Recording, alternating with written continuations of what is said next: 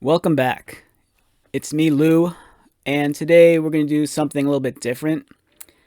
So, when I started creating content for my YouTube channel, my good friend JC, he's been wanting for a long time that I should cover stuff like toys and action figures, mostly because toys and action figures are kind of a big deal to me. I've been collecting them all my life, like for like ever. So I have I have a very ridiculous amount of toys and collectibles, and I'll probably share that one day. But I thought I'd dab a little in the toy stuff, and I don't necessarily want to do like the usual toy unboxings or the toy reviews. I'd rather just explore more so, maybe what the characters are, what they might mean to me or their significance, maybe talk about their history. But also to cover like toy customizing because not that I'm not as hardcore into it as I used to be, but I like to customize toys and action figures. And for those of you who are uninitiated to that, basically that what that involves is taking a toy that already exists or taking something that doesn't exist at all and creating essentially your own toy or your own action figure, whether it means repainting an action figure, modifying it, changing its parts, creating a brand new character, converting it into another character. You kind of get the picture. So for this video, I kind of just want to talk about the Transformers character Megatron. Um, Megatron's probably like, I don't know, if I had to name my top three Transformer characters, Megatron's really close to being number one.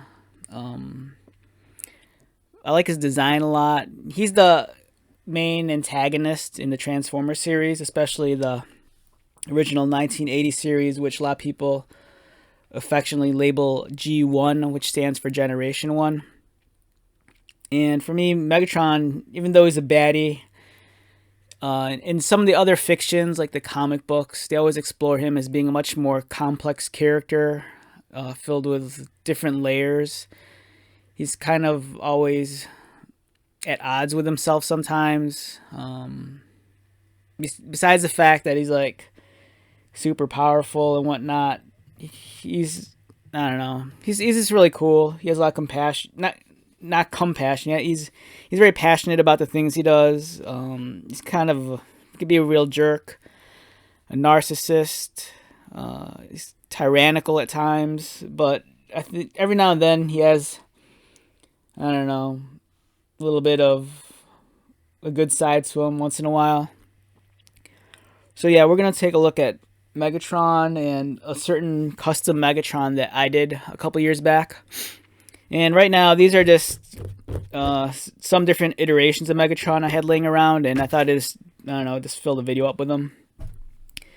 So the one right here, this is a actual Transformers Megatron manufactured by Hasbro. It's a smaller figure, maybe about, I don't know, 3 inches or 2.5 inches. This is what they call a legend scale figure. It's a lot smaller, and this dude transforms into a gun. I'm not one of those people that are big into Transformers transforming into stuff. Like, I know a lot of people like that aspect, that puzzle solving aspect of the Transformers. I'm more just about the characters and the robots. So, like, even if I have I have so many Transformer toys which have actually never transformed into their car or their jet mode or whatever they are. I'll just leave them as the robots because I'm more of an action figure guy and I just like robots a lot. So this is actual Hasbro Megatron, and this was manufactured way back in 2010, I believe. So this dude's like about 11 years old. Now this little guy here, this is a bootleg. He's not bootleg because if it was a bootleg, it'd be knocking off something that already existed. But this is an original design, but it's not licensed and it's not manufactured by Hasbro. I believe this is what's that company called? I think it's called Mastermade. He came with I want to say he came with a third party Triptychon figure. Now, when I say third party, that means it's not manufactured by the actual owner of the intellectual property. Like Hasbro is a toy manufacturer that creates, produces, and sells the actual Megatron character. Now, Transformers are so super popular in other countries, especially like in China, that they'll go out of their way to release their own kind of. They look exactly like the character, that are based off of Transformers, but they'll call them something else. But you look at it, you just know this is actually Megatron. They just can't legally call him Megatron for legal purposes. So this version of Megatron, he's unlicensed and he's scaled in what's called chibi portions, meaning everything's exaggerated about him, so he looks a little bit cuter. He's a little stockier. He has a bigger head. So it's almost kind of very kawaii. If you imagine if like Hello Kitty designed Transformers, it'd be almost something like this. Now this Transformer, I can't remember his name. This isn't a real Transformer either. This is made by a third party, I think Chinese company. And I think I came across it on eBay. They make these very Transformer looking figures, and I think this guy transforms into a gun also. But it's clearly based off Generation 1 Megatron, and he's really cool. I like him a lot. He's one of these figures that I always have to have on display. So, since we're talking about Generation 1, let's actually pull out Generation 1 Megatron. Now, this isn't the actual original Generation 1 Megatron that came out in the 80s. This is actually a reissue. And what a reissue is that, for example, a lot of toys, like He-Man and Transformers and G.I. Joe, they came out in the 80s, and a lot of time has passed since then. And as those kids who grew up on the toys grow up into adults, they long for their old toys. And the manufacturers, they kind of realize that. So what they do is they go back and they reproduce the toys that the kids grew up on. And those are called reissues. So this here is actually a reissue of the original Generation 1 Megatron. There's some stuff that's different about it, like the color of the plastic, and it doesn't have all the same accessories.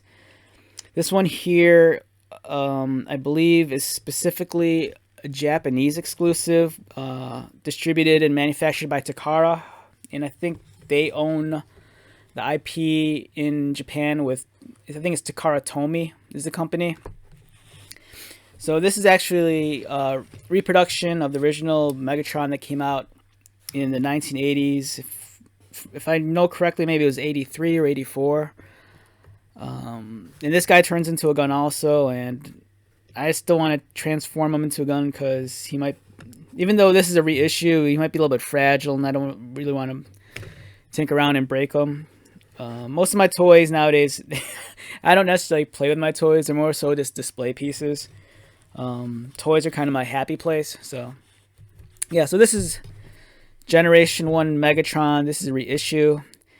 Now, one thing that all these Megatrons have in common, because, some of his defining characteristics is first and foremost his fusion cannon, which is this. It's his gun that's mounted on his right forearm. So if you look, every one of these Megatrons has that some sort of cannon on his right arm.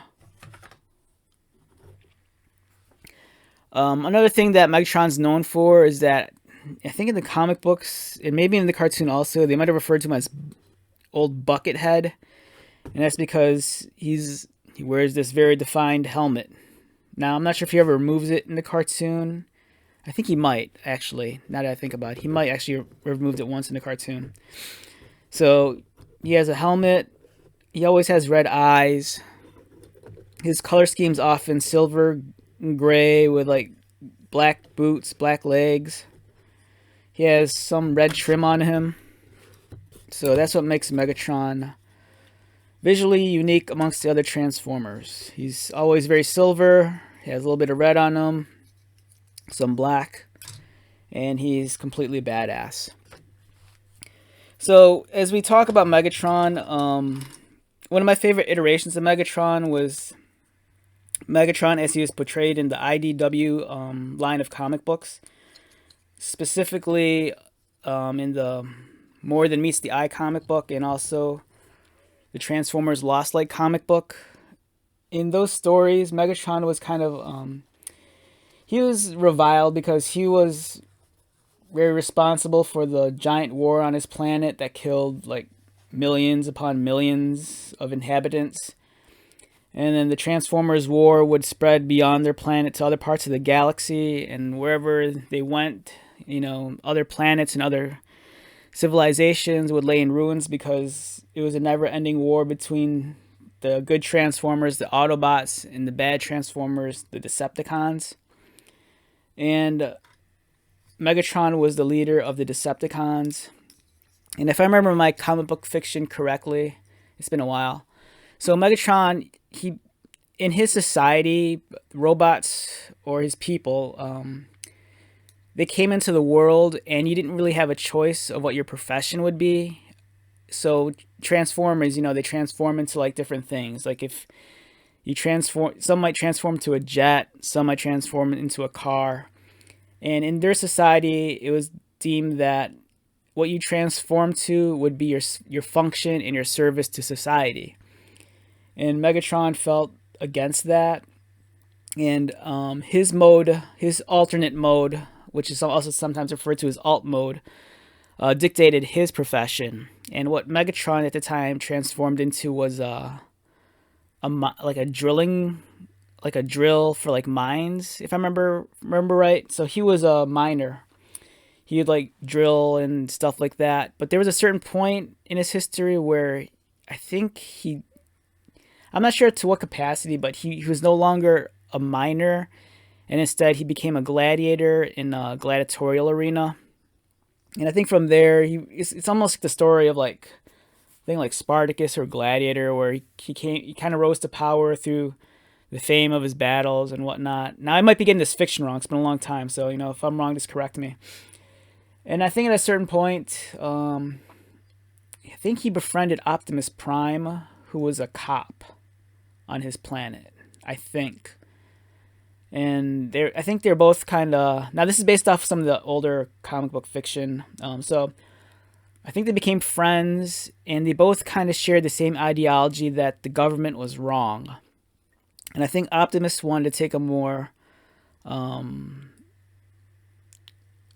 more peaceful, passive approach to trying to change things, whereas Megatron was more aggressive. And I think at a certain point, they kind of splintered, and they couldn't see eye to eye, and then thus the war began because one side wanted this, another side wanted that, and they want so whatever. So yeah, Megatron, his history is very complex. He started off as a miner, then he became a gladiator, then he became like a revolutionist, and then became the eventual leader of army of robot villains or whatever. So the characters always kind of intrigued me. There's a lot of layer and depth to them. So what we're gonna look at now is I've made a couple of custom Megatrons. So this one isn't that heavy of a custom. I basically took an existing Megatron figure that I liked, and it kind of resembled how Megatron looked in the fiction. Not by a lot. I think it was more so just the color scheme. And I'm like, I like that figure. And at the time, they didn't make the right kind of Megatron I was looking for, because I wanted a Megatron toy that represented his appearance in the comic books I was so fond of, but they never made a toy for that. So in my head, I'm like, I'll just make that toy. Apparently the Hasbro toy company, they have, Megatron's always going to be known as this guy. And the Megatron I want, they don't actually make, and I'm not sure if they're ever going to make it.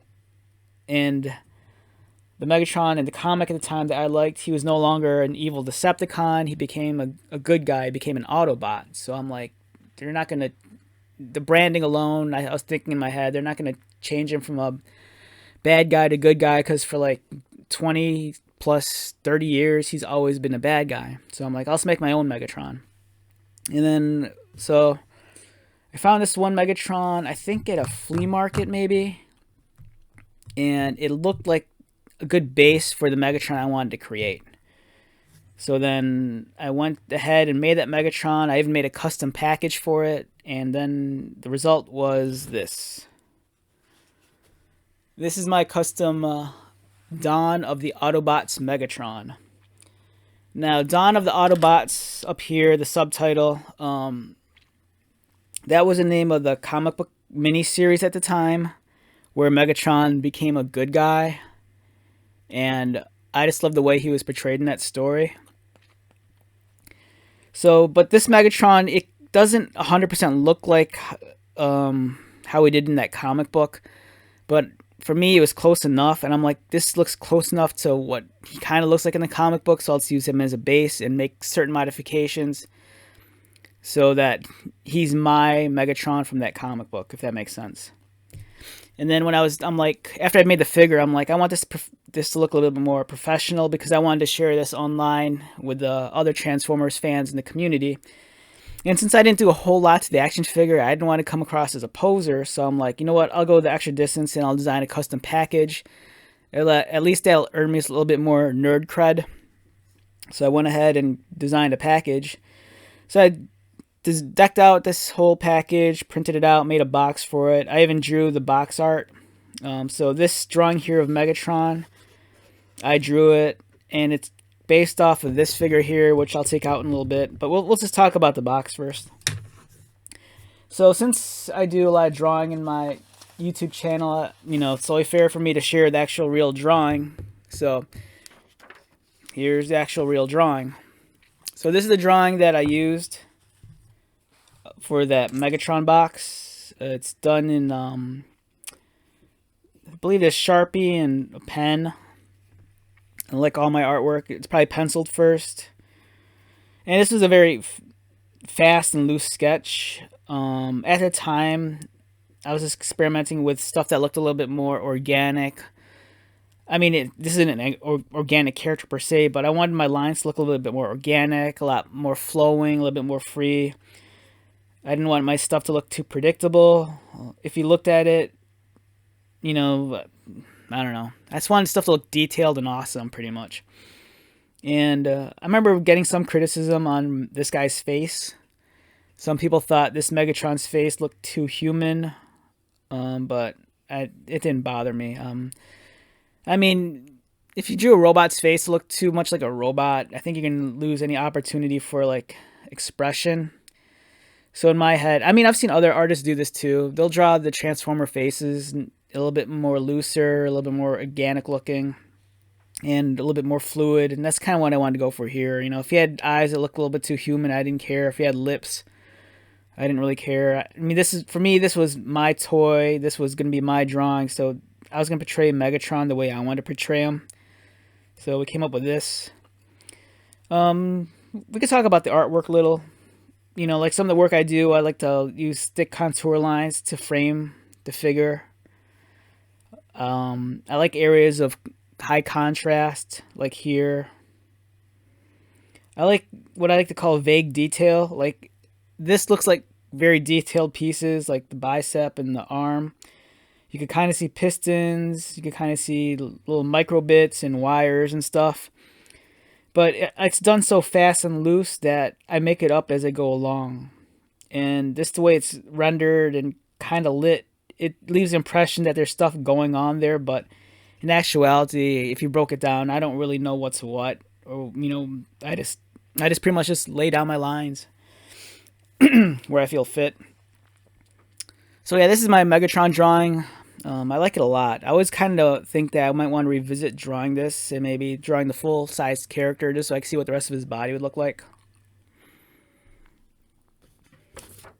So let's look at the box again. Okay, so this is the front of the box. I designed this all in Photoshop, and I printed out all the graphics onto, I think it was adhesive paper, and just slapped it onto like poster board or something. And then I folded out the poster board. So it's, the dimensions of this box, because I took package design in art school, and I remember liking that class a lot. So anytime I customize an action figure, if I get the chance, I always try to make a custom box for it, because like I said, I don't really play with toys. They're mostly on display, and I like having display pieces that are in a box that kind of look like it might belong in a store. So this here kind of incorporates some of the familiar Transformer graphical elements you might see on a package. Like it has the old retro kind of 80s looking logo, even design with the grid. And I tried to use warm colors to make Megatron pop, since he's very neutral. And one thing you'll notice too, that since the story was done of the Autobots, this is where Megatron becomes a good guy. And there's nothing more indicative of that than the Autobot symbol right on his chest. Because if you look at old school Megatron, he has the Decepticon symbol on his chest. You know, these are the bad guys. But this Megatron's reformed. He's cool. People like him. So he has the Autobot symbol on him. Also, you know, wanted to make the box look a little bit more legit, so I had the Hasbro logo. And since it was based off the IDW comic books, I threw that on there too. If you look on the side of the box, there's a graphic here. Same image as this. It's just on the side. I think I did that on both sides. Yeah, so. And if you look at the back, this is the back of the box. And then, let me see. Okay, yeah, so I came up with a copy myself. At the job I work at, I actually do a lot of copywriting, so writing copy comes kind of very natural to me. So let's read this. Megatron leads the Autobots in space. Megatron assumes control of the quest to find the Knights of Cybertron. A quest that has never before been so urgent, so personal, and so likely to end in tears. Wait, I take it back. Even though I am a copywriter, I did not write that line. I think I wrote part. Did I write part of this? I think I wrote part of this, but I think some of this I pulled from maybe the back of a graphic novel. Okay. And it says here, an incredulous, lost-like crew is left asking the same thing you are. How exactly did it come to this? Okay, I take it back. I didn't write 99% of this. I think I only might have wrote one sentence. And the rest, maybe I tweaked it a little. So I take it back. I didn't write any of this. So just cut me some slack. I did this a long time ago. Okay, so this Megatron, he doesn't transform into a gun. He transforms into a tank. And I think that's mostly because I think in America, in the United States, I think toy guns are kind of frowned upon. And I think Hasbro didn't want one of their flagship characters to transform into a gun. So, I think for the last maybe like 20 some years, Megatron's been just transforming into a tank. But in Japan, I think they've released a couple of iterations of Megatron, like the Masterpiece figure, where he actually does turn into a gun. Alright, so here's my custom Megatron. Here's a photo of it. And we'll go into more detail about what I customized and changed after I take it out. So then here's a barcode and then a little Easter egg for all the barcodes. Like whenever I had designed a toy and I have a barcode on the package, instead of having actual numbers on the barcode, I always have my name in here saying like, Louis Burnell made this. So that's me. It's my stamp. And in the comic book, Megatron was always followed around by his loyal companion, Ravage, who's right here. Most people associate Ravage as being one of Soundwave's cassettes, and they're not wrong. I mean, Ravage is associated with Soundwave, but in this comic book, Ravage was sent to spy on Megatron, but at the same time, he's intensely loyal to Megatron.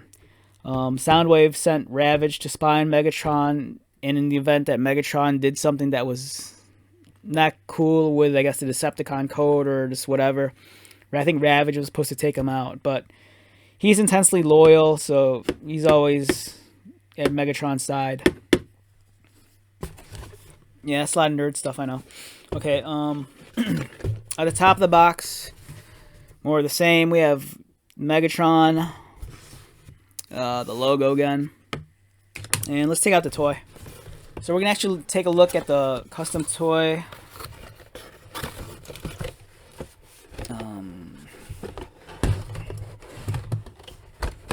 I'm not sure how well this comes out. I haven't touched this forever, so.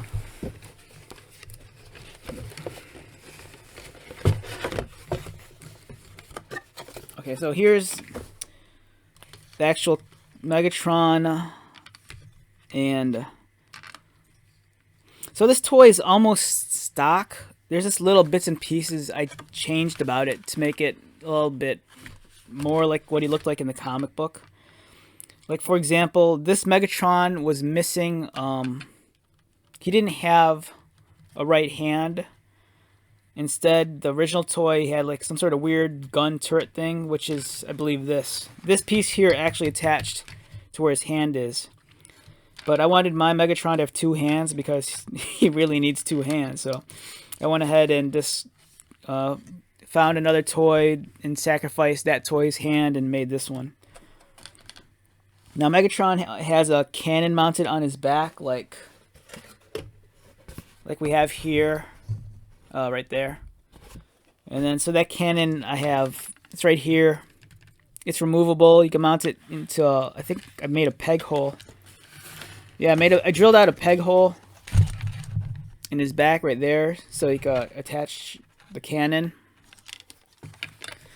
As I stated earlier in this video, Megatron's a good guy now, so he has the good guy Autobot badge on his chest, which is here. But at the same time, if I ever felt inclined to like say, hey, I want this Megatron to be bad, I think I made a port, or there might have been a port already in his arm, and I have a spare Decepticon badge right here. So if he wants to become a bad guy again, you could take this badge and swap it out with the Autobot badge right here, and bam, he's a bad guy again. And then this Megatron has his little pistol thing. I think this came with the original toy. So I didn't really make too many modifications to this one, outside of just drilling a couple pieces here, adding some swappable parts. Giving him one or two new accessories. So this was a very light custom. It's not like I repainted it or resculpted it or modified it heavily. But for me, this Megatron got the job done. It looked like it bared a passing resemblance to how he looked like in the comic book I was so fond of. And oh yeah, this insert for the box, I designed this also. So you can actually take this out in the box and just display this on its own if you wanted to on a shelf. Recreates the semi-retro 80s graphics with the grid. And then the picture of Megatron. Yeah, so this is Megatron. Not much else I can say about it other than that. Yeah, let's put him out next to the old 80s Megatron right there. So you can see there's very different in design, but this Megatron actually resembles more closely this Megatron here, this Chinese knockoff looking guy. The master-made Megatron or whatever it is. So, yeah, Megatron's neat. He's always going to be one of my favorite characters. I think most people, especially nowadays, are probably more familiar with Megatron as he is portrayed in the Paramount Michael Bay movies from the last, I don't know, was it 10 years already? And in those movies, he's always crazy, he's always yelling, and he's always a bad guy, but I don't know. He's a good guy at heart, I think. I like Megatron a lot. So, pretty much, it's going to be me signing off. I hope you enjoyed this look at my Megatron toys. I have hundreds and hundreds of thousands of toys and action figures, so I'll probably be making more toy content just to change things up. I like the drawing stuff too, don't get me wrong, but this is such a big part of my life. It'd be nice to share it with people, and also I know that my friends, they always get a kick of the toy stuff. Anytime anyone visits the house, the big attractions, everyone wants to see all the toys and the displays and the shelves, and I don't know. So yeah, the toy stuff there'll be more of that in the future. And for me, it's just I want to break up the monotony, because I think with the drawing stuff, I did like 10 drawings like in 3 days or something, so I'm like burned out. And so I'll revisit that again, hopefully in this weekend. So I hope you enjoyed this little walk down memory lane as I reviewed one of my older toy creations from back in the day. So come visit me again. We'll either be drawing something or talking about toys or some I don't know, some other content or whatever. So take care, and I'll see you later. This is Lou.